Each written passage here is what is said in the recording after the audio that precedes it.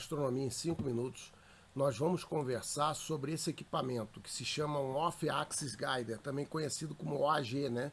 É um guia fora de eixo. Vamos ver em que situação que se usa isso. Então, o que a gente está vendo aí nessa imagem? A gente está vendo um telescópio, né? No caso aqui um refrator apocromático, ligado diretamente a um CCD, né? Aqui um CMOS é uma ASI, né? E a gente observa aqui uma ASI 120 perpendicular a essa aqui, né? Então o que é isso? Essa peça que a gente está vendo aqui, ó, esse círculo com esse parafuso e esse aqui, na realidade são o OAG, né? Então o que ele faz? Ele pega essa câmera que tem um espelhinho, né? E ele consegue pegar um pouco da imagem na borda da imagem, ele consegue pegar e mandar para cá da mesma imagem que está sendo fotografada pelo CMOS, tá certo? De tal modo que essa câmera pode corrigir o telescópio, diferente de você usar aqui um telescópio auxiliar de guiagem, tá certo? Bom, em que situação que você deve usar um OAG, né? Bom, são poucas as situações em que um OAG realmente é indicado, né? Então a gente pode ver aí o efeito de flexão. O que é isso nessa imagem?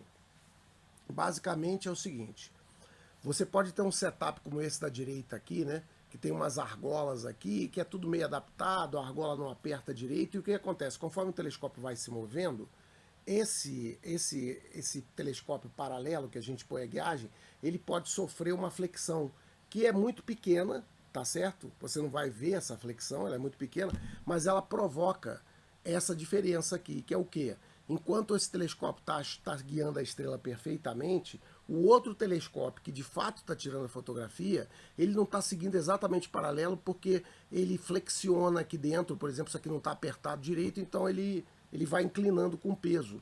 Então por isso que dá essa diferença aqui. Esse é o único caso que justificaria você usar um Off-Axis Guider que eu consigo imaginar. É o telescópio de guiagem está com problema de flexão. Eu, na realidade, nunca vi isso na prática. Não sei se tem algum caso aí que as pessoas notem, mas acredito que é simples de fixar isso aí. Bom, como que se instala? É desse jeito aqui que vocês viram. Então, basicamente, a gente tem uma câmera que a gente joga por cima, tá certo? Que essa câmera que a gente joga por cima é a câmera de guiagem.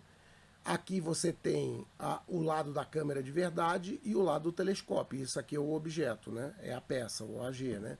Aqui a gente consegue ver melhor esse OAG. Então você está vendo aqui, ó, que aqui tem o chip, né, da câmera que está fotografando.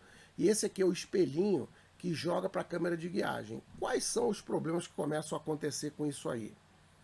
Na realidade, você tem vários problemas. Por exemplo, se esse chip aqui é muito grande, isso aqui vai bater em cima.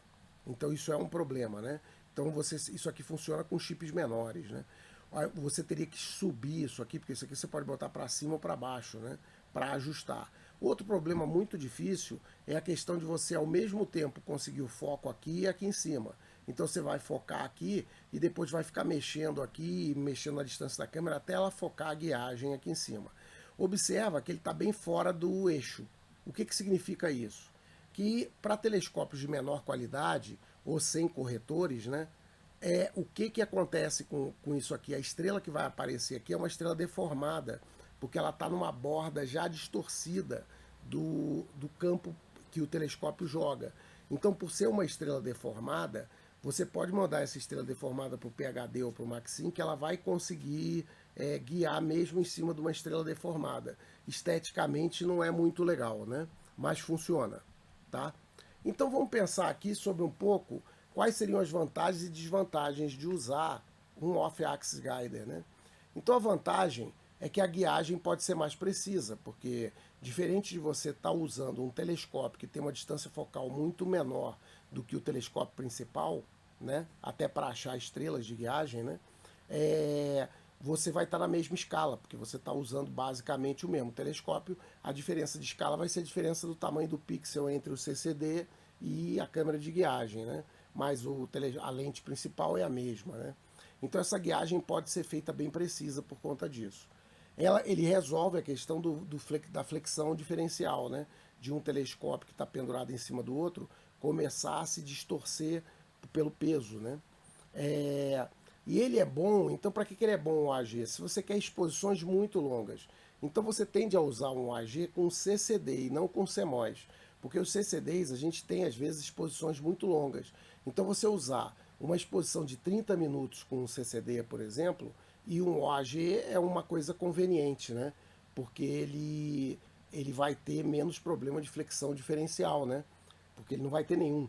Você com um refrator de guiagem, se você mandar guiar 30 minutos, pode ser que nesses 30 minutos aquela flexão que com 30 segundos ou 60 você não via nada, pode ser que com 30 minutos ela apareça, né? Isso aí você tem que testar. Bom, quais são as desvantagens? Uma desvantagem é que a estrela de guiagem não é redonda, né? Então ela é toda deformada, né? É muito difícil achar uma estrela de guiagem. Por quê? É simples explicar. Então você vê, você pega um refrator, você tem um campo lá, vamos lá que você botou uma ASE 1600 mm, né? Então você botou uma ASE 1600 mm, é um chip grandão, né? E o pixel é 3.8. Então o que acontece? Você vai tirar uma fotografia de uma nebulosa, por exemplo. Mas quando você pega a guiagem que está por fora, você está usando um ASE 120 mm, que a resolução é muito menor, o tamanho do pixel é menor. Então, a chance de aparecer uma estrela que tem um brilho suficiente para você guiar nesse campinho da ASE, ela é pequena. É exatamente por isso que você pode ajustar na mão esses off-axis guiders, girando ele para tentar achar uma estrela, dependendo do lugar que você vai fotografar. Então isso é um inconveniente gigantesco, né? Ele vai servir só para algumas aplicações, né? E o ajuste de foco dos dois CCDs no mesmo eixo, ele é muito chato, né? Enquanto quando você tem um telescópio de guiagem, você facilmente ajusta o telescópio dele, que é independente do foco do telescópio principal. Nesse caso, os dois estão meio conectados, porque você não pode mexer no foco do telescópio. Você tem que afastar ou aproximar o próprio CMOS de guiagem até chegar na distância correta. Então, para isso, você eventualmente tem que ter adaptadores que variam de tamanho, né? Então, eu não recomendo o uso de OAG, a não ser que seja uma situação muito especial, tá certo? Então, se você gostou, inscreva-se no canal, ative o sino e dê o seu like. E se quiser só se tornar membro, ajudar a gente aí, né? A gente criou um grupo no Telegram, onde a gente conversa sobre astronomia, troca ideias, e eu faço também umas lives, vou fazer, agora fiz uma ontem, umas lives para os membros, né? Onde a gente conversa, troca ideia e o pessoal pode me fazer pergunta aberta lá. Então, muito obrigado.